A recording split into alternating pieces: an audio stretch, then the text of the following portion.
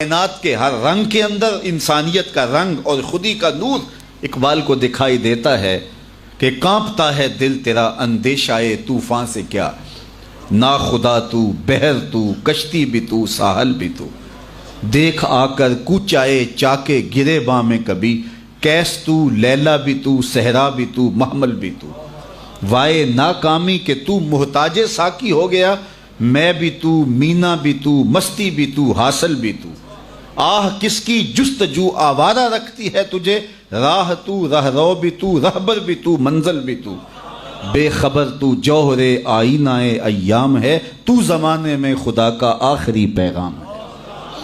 تو جب خودی سے آشنائی ہوتی ہے تو پھر کائنات کے سارے رنگ ایک وجود کے اندر دکھائی دیتے ہیں، اور وہ وجود انسان ہے، اور پھر وہ رازدان بن جاتا ہے، فطرت کے رازوں کا امین بن جاتا ہے، پھر وہ خودی کا ترجمان بن جاتا ہے، پھر وہ راز کن فکاں بن جاتا ہے۔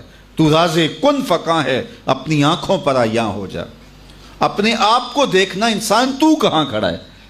وَفِي أَنفُسِكُمْ أَفَلَا تُبْصِرُونَ، ذرا من میں جھانک کر کے تو دیکھ، بلے شاہ اڈ دیاں پھڑنے جڑا اندر بیٹھا کدی پڑھیا ہی نہیں۔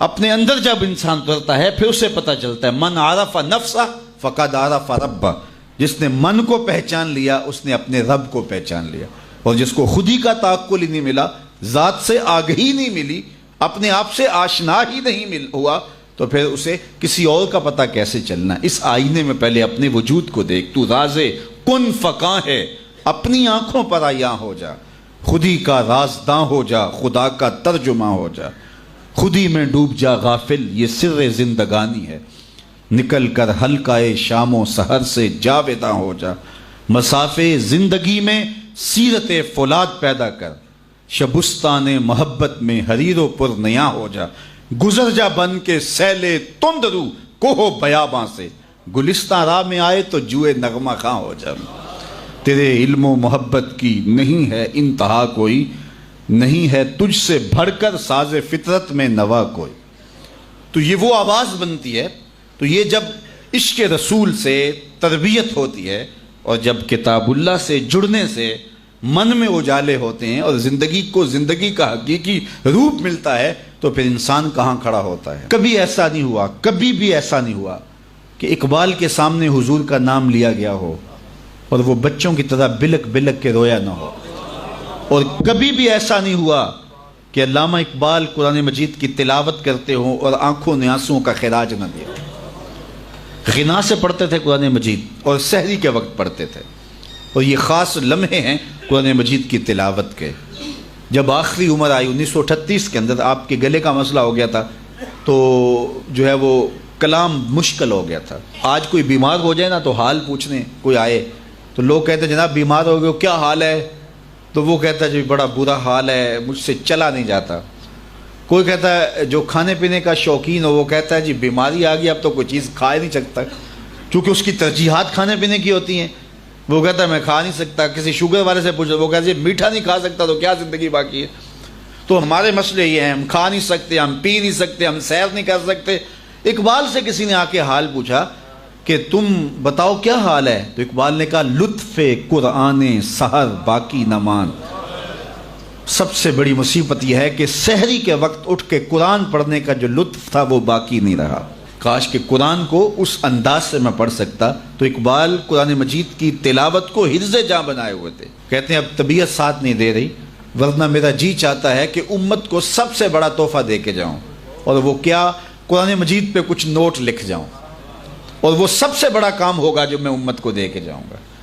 انہوں نے بال جبریل لکھی، انہوں نے زبور عجم لکھی، جاوید نامہ لکھا، اسرار و رموز لکھی، چہ باید کردہ اقوام شرق، کیسی کیسی کتابیں لکھی جو عجوبہ روزگار سمجھی جاتی ہیں۔ لیکن اس کے باوجود کہا کہ اگر میں قرآن مجید پہ نوٹ لکھ کے جاتا تو یہ سب سے بڑا کام تھا جو میں قوم کو دے کے جاتا۔ تو اقبال نے یہی نصیحت کی کہ کتاب اللہ کے ساتھ اپنے تعلق کو مضبوط رکھو۔ کتاب زندہ قرآن حکیم، حکمت او لا یزالست و قدیم، یہ زندہ کتاب ہے، ہر دور کے تقاضوں کو پورا کرتی ہے، اور زندگی بخش کتاب ہے۔ بلکہ ایک مقام پہ اقبال نے ایک بات کہی ہے، ذرا اس پہ توجہ آپ کی چاہوں گا۔ اس نے کہا فاش می گوئم آنچ در دل مزمرست، میں کھل کے نہ کہہ دوں جو میرے دل میں چھپا ہوا ہے۔ کتاب اللہ پہ بات کرتے کرتے اقبال نے کہا فاش می گوئم، کیا میں کھل کے کہہ دوں آنچ در دل مزمرست، جو میرے دل کے اندر چھپا ہوا ہے ابھی تک میں بیان نہیں کیا۔ پھر کہتا ہے ای کتاب نیست چیزیں دیگرست، یہ کتاب نہیں، یہ کوئی اور ہی شے ہے۔ گر تو می خواہی مسلمہ زیستن، نیست ممکن جز بقرآن زیستن، اگر تو مومن بن کے جینا چاہتا ہے تو قرآن کے بغیر ایک قدم بھی نہیں جی سکتا ہے، ایک سانس بھی نہیں جی سکتا، ایک قدم بھی نہیں چل سکتا۔ آپ جانتے ہیں کہ 1912 کے اندر طرابلس میں ایک جنگ ہوئی تھی اور اس میں بہت سارے مسلمان شہید ہوئے تھے، مسلمانوں نے اپنی بقا کی یہ جنگ لڑی تھی۔ تو اب اقبال اس کا حوالہ دے کہ حضور کی بارگاہ میں ایک اللہ اکبر، گراں جو مجھ پر ہنگامہ زمانہ ہوا، گراں مجھ پر جو ہنگامہ زمانہ ہوا، جہاں سے باندھ کے رخت سفر روانہ ہوا۔ یہ تصور کی کائنات ہے۔ فرشتے بزم رسالت میں لے گئے مجھ کو،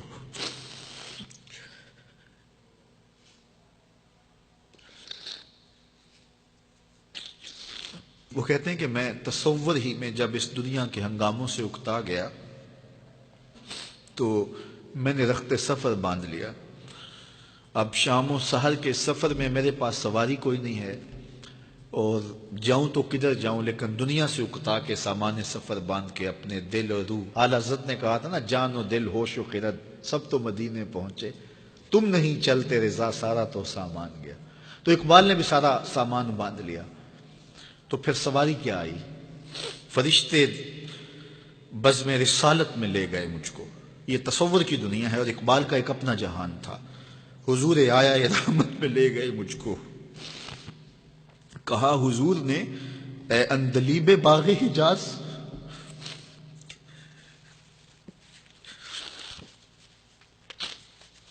کہا حضور نے اے اندلیب باغ حجاز، کلی کلی ہے تیری گرمی نواز گداز، ہمیشہ سرخوش جام بلا ہے دل تیرا، فتادگی ہے تیری غیرت سجود و نیاز، نکل کے باغ جہاں سے رنگ بو آیا، نکل کر باغ جہاں سے رنگ بو آیا، ہمارے واسطے کیا تحفہ لے کے تو آیا۔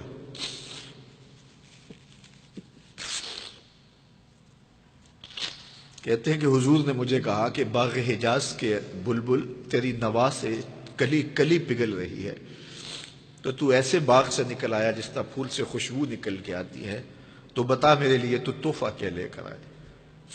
اب اقبال کا جواب سنیے، حضور دہر میں آسودگی نہیں ملتی،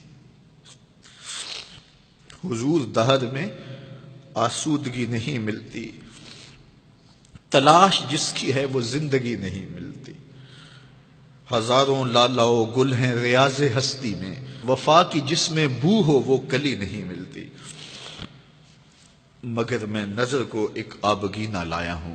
یہ 1912 کی بات ہے جب طرابلس کی جنگ لگی تھی۔